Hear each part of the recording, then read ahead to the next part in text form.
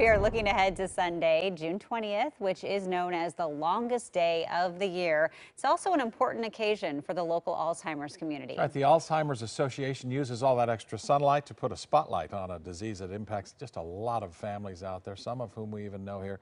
Joining us live this morning to help raise awareness is Stephanie Foster, who is the event manager for the longest day, and Veronica Garcia, a local team captain for the campaign. They are both screened right there. Good morning to both of you.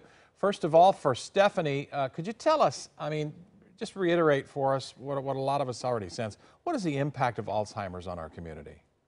Oh my gosh, I think I think everyone knows someone who is dealing with Alzheimer's if they don't have someone in their own family.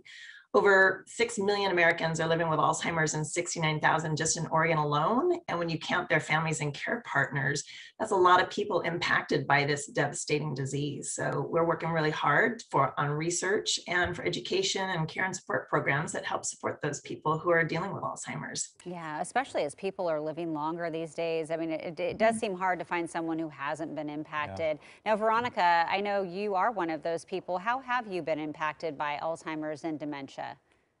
I am, and I am fortunate enough to be one of the team captains this year. My grandmother actually spent the last 3 years of her life in memory care because she was diagnosed with dementia.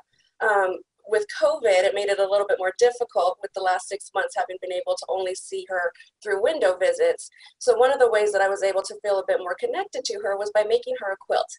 So when I would see her in the window, I would see her with her quilt, and I would know that, a little piece of me is still with her, because I always like to think of a quilt as a hug that you get to keep forever. So fortunately, I was able to give her that before she passed, and I know that she had it with her while she was passing. So I like to think that she was able to feel my love until the very end. Yeah, that requires a lot. My mother-in-law has some dementia issues, and it's really hard to kind of see a person who knows things, or used to know things, and now has a hard time recalling names and people and faces. It's a really difficult for the rest of us to kind of adjust to and to cope with. It's really heartbreaking in a lot of respects here. For Stephanie now, tell us how people can get involved during this month, which is Alzheimer's and Brain Awareness Month. It is. Thanks for saying that. June is Alzheimer's and Brain Awareness Month. And we have the event, The Longest Day. It centers around the summer solstice. It's the longest day of the year because that can be every day can feel like the longest day to someone suffering with Alzheimer's and dementia. So we make it all about love, making memories, doing the things you love to do. Veronica sold a quilt. American contract bridge players are playing bridge this weekend. People do jigsaw puzzles, hike, kayak. There are a lot of open events going on that people can find out through our Facebook page, The Longest Day, Oregon and Southwest Washington. And there's just things going on all throughout the state. Anyone can join now, alz.org/TLD, start a team. We'll get a hold of you and you can hike, do anything you love to do and create memories in honor of those who are losing theirs. Yeah, Veronica, what are you doing on the longest day? So I made a quilt. I actually have a photo of it, and it is right here. And I am raffling it off to all donations to my team, Veronica Rose Sews. Quilting is one of the things that I had in common with my grandmother. I have one of the ones she made me. I was able to give her one. And so when Stephanie said, you can do whatever you love and turn it into a fundraiser, I knew exactly what I wanted to do.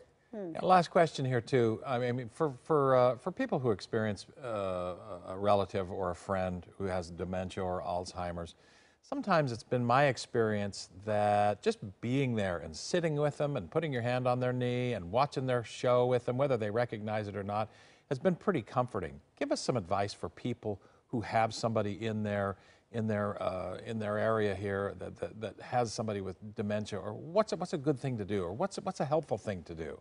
Well, definitely spending time as long as it's safe, given COVID protocols, but spending time with them and being with them with their reality. If they say something that isn't true, call you a name that isn't, maybe it's your father's name or someone else's name, it's their reality in that moment. So just keeping them as comfortable and not trying to force or convince them what the reality is makes a difference. And I would say to anyone who's touched by Alzheimer's or anyone who's wondering if someone in their family may have something going on, they can either visit our website, alz.org, or call the helpline, 800-272-3900.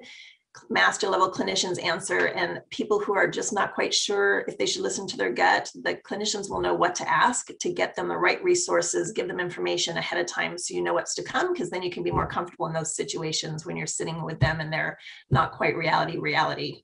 That's good advice. Yeah, I it's just good say, advice. just go with it. Yeah. Right? Just go with it. If you're in Wisconsin today, you're in Wisconsin Yeah, today. yeah. So Yeah, exactly. Great advice. I've had that If it's very. 65. Yeah, yeah, Yeah. I've had that conversation with my mother-in-law. So, Yeah. hey, thank you very much Great. to both of you, Veronica and Stephanie. And if there's you want to get involved in this, the longest day, or you want to learn more about the Alzheimer's Association itself, we will have all of the information, all the details on coin.com there. All right, coming up, Billie Eilish opening up to Rolling Stone magazine. What the singer is saying about her